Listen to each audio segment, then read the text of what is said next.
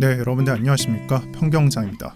오늘은 알트코인 시장의 새로운 논리의 탄생을 말하려고 왔습니다. 오늘의 컨텐츠를 통해서 알트코인 시장에 변동이 생긴다 라는 부분을 설명하려고 하니까 끝까지 봐주시고요. 이 메커니즘을 이해하기 위해선 세 가지 단계가 필요한데, 첫 단계는 이더리움부터 시작합니다. 최근에 이더리움은 덴쿤이라는 업데이트를 하면서 여러 가지를 개선했습니다. 그 내용에는 덴샤딩, 용량 최적화 등이 있지만 주로 레이어 2 관련 내용이 메이저였죠. 허나 이러한 내용들은 본진을 개선한 게 아니라 레이어 2, 롤업이라는 이 부속품을 개선한 것이기 때문에 오늘날에도 비교되는 레이어 1 코인과의 비교를 주된 문제가 해결되지 않았습니다. 여기서 말하는 주된 문제란 흔히 말하는 레이어 1과 비교해 봤을 때 이더리움을 사용할 만하냐 이런 것이 되겠죠. 그래서 또다시 네트워크 속도, 비용 등이 문제가 됐고요. 정말 한마디로 말하자면 창렬맞은 이 가스비가 개선되려면 또는 네트워크 속도가 개선되려면 한참 멀었다는 것입니다. 솔라나랑 비교해봤을 땐 100분의 1 수준으로 가스비가 개선돼야 되겠죠. 그래서 빠르고 100분의 1 수준으로 솔라나 네트워크를 사용할 수 있는데 굳이 이더리움을 쓸 필요가 있다? 없습니다. 우리가 5만원짜리 시리즈를 쓸 바에 5,000원 내고 성능이 더 좋은 4G나 5G를 쓸 수밖에 없는 것과 마찬가지입니다. 그래서 사람들은 이더 대신 솔라나, 아발란체, BNB 등 이 레이어 1 코인들을 쓰기 시작했고, 그래서 요즘 사람들은 이더리움 대신 솔라나랑 아발란체와 BNB 등을 더 선호할 수밖에 없고, 그렇게 쓰이기 때문에 최근에 이더리움 도미넌스는 3년 동안 대략적으로 한 1000일 동안 큰 변화가 없는 걸 확인할 수 있습니다. 도미넌스상 변화가 없다라는 건 뭔가 주목받지 못하고 있다라는 것을 증명하고, 사실상 이더리움을 스테이킹한 사람 외에는 더 이상 쓸 필요가 없어졌고 외면받고 있는 게 사실입니다. 이 상태에서 알트코인 시장으로 넘어가겠습니다. 1번, 이더리움의 몰락이라는 상황을 인지하고 알트코인 시장을 한번 점검해 봅시다. 알트코인 시장 중에서 불장이 나오는 부분에 대해서 여러 번 설명드린 것 같습니다. 21년도 2월 1일부터 시작된 알트코인 시작은 이더리움이 비트코인보다 선호되면서 차트가 나아지게 되고 우상향이 나오면서부터 시작하게 됐습니다. 그로부터 알트코인은 10배, 20배가량 상승했고, 실제로 대부분의 코인이 시점만 다를 뿐 같은 이치에서 상승했다는 걸 기억하셔야 됩니다. 그래서 불과 3년 전에 이런 메타로 상승을 했으니까 그 시작점을 이더리움 상승으로 고려했고, 이번에도 이더리움 상승이 알트코인장을 견인할 것이다라고 가정하고 있었습니다. 우리는 이 시점을 스탠바이 하고 있었으나 변수가 생겼죠. 이더리움이 퇴행하게 됐고요.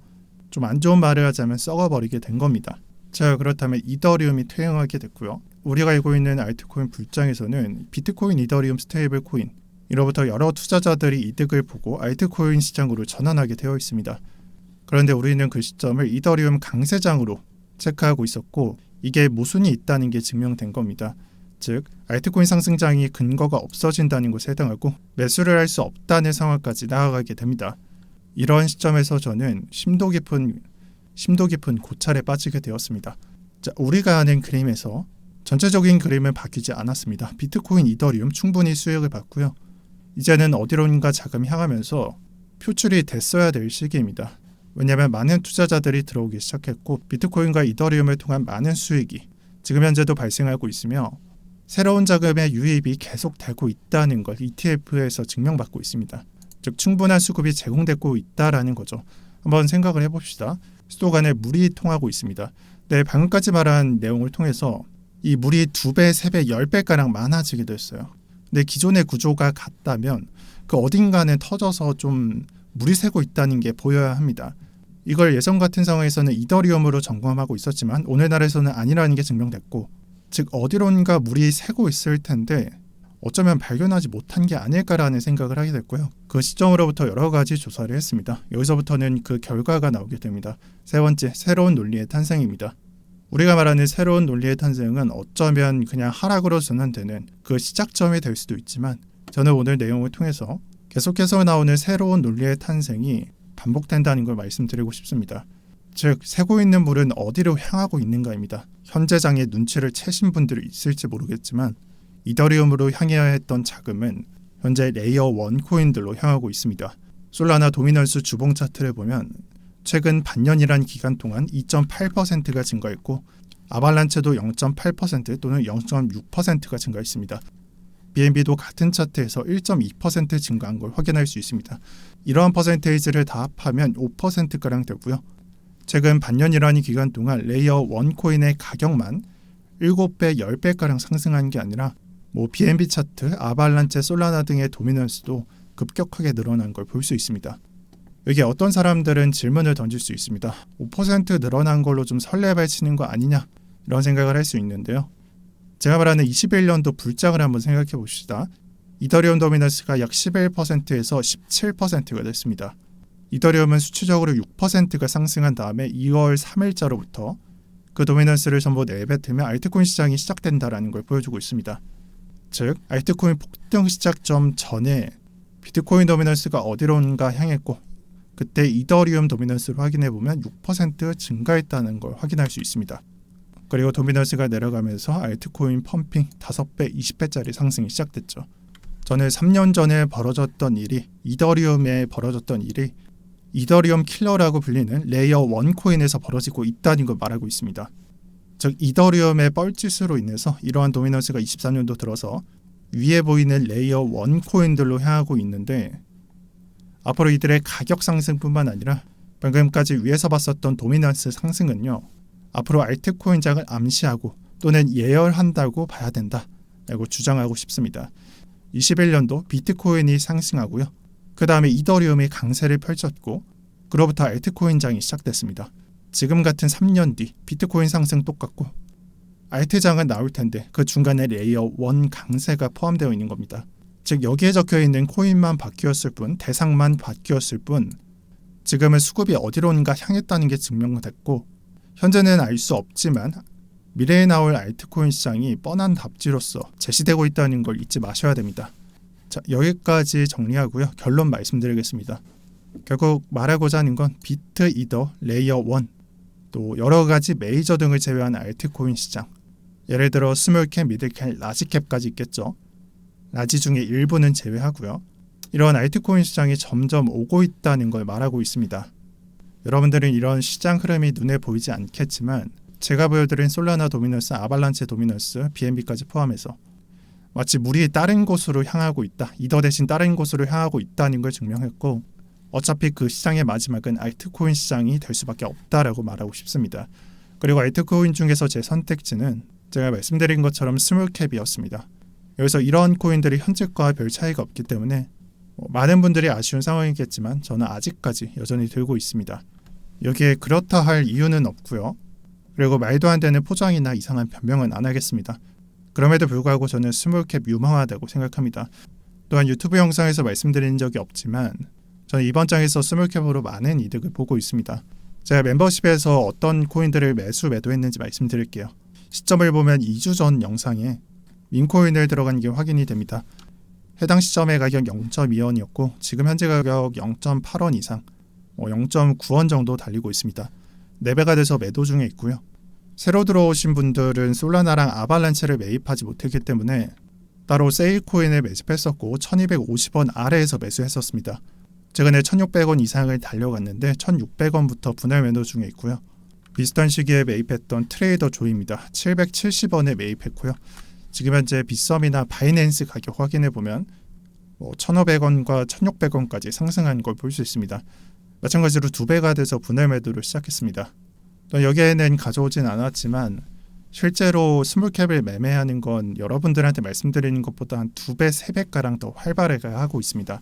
다만 이런 것들을 전부 말씀드리지 않는 이유는 자칫하면 멤버십 홍보로 느껴질까봐 최대한 지양하고 있다는 점 알아주셨으면 합니다.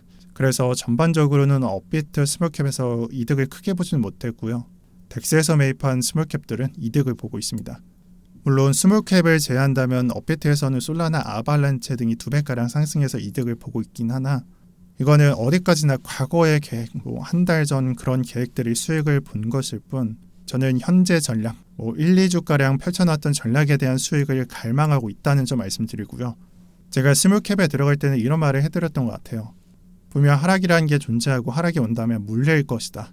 물리더라도 보유할 생각으로 들어가겠다라고 말했지만 최근자, 어제, 이틀 전, 3일 전 이런 자리에서 알트코인이 조금 흔들렸었죠. 이런 무너지는 자리에서 시청자분들을 흔드는 댓글들을 보게 되었습니다. 이 댓글들에 따로 답변을 드리지 않았으나 영상을 통해서 제 생각을 말하려고 합니다. 여러분들 중에서 크거나 작거나 뭐 이런 거 상관없이 흔드는 장에서 멘탈적으로 버티기 힘들다면은 절대 제 전략을 사용하시고 따라하시면 안 됩니다. 왜냐하면 저는 멘탈 관리를 잘 안 해드려요. 이건 단연간 시청하신 분들은 잘 아실 거라고 생각하는데 멘탈 관리용 영상을 찍지 않습니다. 그래서 자체적으로 흔들린다면 제 전략을 따라하시면 안 됩니다. 저는 암호화폐 시장 지금의 위치가 이렇다 생각해요. 저든 누구든 비트코인 이득 본 게 있을 거 아닙니까? 이 비트코인 이득분을 현금으로 바꾸기보다 알트코인으로 바꾸는 위치라고 생각합니다. 그래서 2개월 전에 그 618 구간에서 조정 올 때 이더리움 매수를 실행했었는데 이것도 같은 위치에서 실행한 겁니다. 현금으로 바꾸는 게 아니라 알트코인으로 바꾼다는 겁니다. 근데 이 말을 들으면 많은 분들이 좀 나와 다른데라고 생각하실 거예요. 맞습니다. 한 가지 문제점이 생겨나게 된다는 거죠. 비트코인 이득분을 알트코인으로 바꿔야 되는데 비트로 이득을 본 적이 없어요. 즉 다시 말해서 대부분의 투자자들이 메이저 코인으로 이득을 못 봤습니다. 뭐 비트코인, 이더리움, 솔라나, 아발란체 또는 세일, 수이, AI 코인 등 이득을 못 봐서 알트코인으로 바꾸기가 힘들어요. 여기서 사람들이 잘못된 생각에 빠지게 되는데 투자자들이 리스크를 줄여서 투자를 해야 한다는 생각에 빠지게 돼요. 뭐 예를 들자면 스몰캡은 비중을 작게 들어가야 된다 이런 내용이 되겠죠.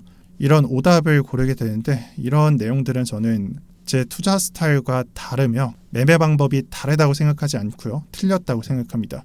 여러분들이 크립토에 투자하는 이유, 비트코인, 알트코인에 투자하는 이유에 대해서 다시 한번 생각을 해보세요. 1,000만 원이라는 돈을 2,000만 원으로 버는 게 목적이 아닐 겁니다.